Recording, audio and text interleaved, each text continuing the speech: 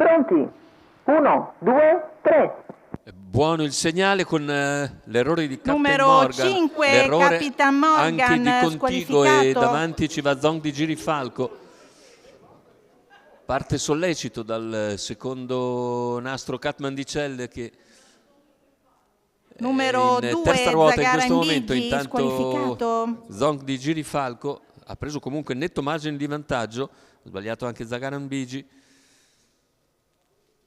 e vedremo ora cosa deciderà di fare Alessandro Gocciadoro con Katmandicelle. Viene via deciso dopo i primi 400 metri percorsi in 36 da Zong di Girifalco, che precede Batman Griff, mentre in terza ruota risale Katmandicelle, anche se per il momento rimane inalterato il vantaggio del leader. All'esterno Katmandicelle si impegna a lato di Batman Griff, mentre all'esterno è anche il numero 9 Zilat Jet, che segue direttamente Katmandicelle, che ora cerca di superare Batman Griff, lo fa e scende alla corda, ma ancora una 4-5 lunghezze sicuramente da recuperare rispetto a Zong di Girifalco, che è il controfavorito. Controfavorito e favorito dunque, con Katmandicelle che ora si avvicina, arriva un paio di lunghezze dal leader. Quando siamo sulla curva conclusiva, 300 al palo, con Zong di Girifalco in vantaggio, lo prende sotto tiro Katmandicelle.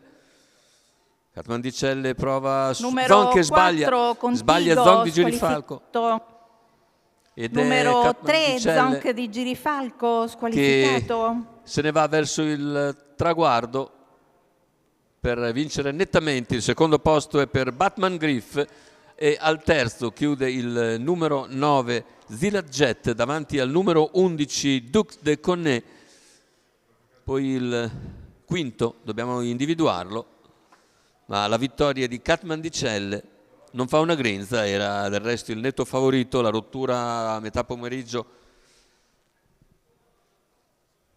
aveva posto qualche dubbio sulla forza effettiva sulla disponibilità effettiva dell'allievo di Gocciadoro, che invece in corsa è stato perfetto e ha vinto nettamente, costringendo all'errore Zong di Girifalco sul finire della piegata. Andiamo a rivederci dunque l'arrivo. Ecco, questo è il momento cruciale in cui Katmandicelle arriva in scia a Zong di Girifalco, sposta, sbaglia Zong di Girifalco a 200 dal palo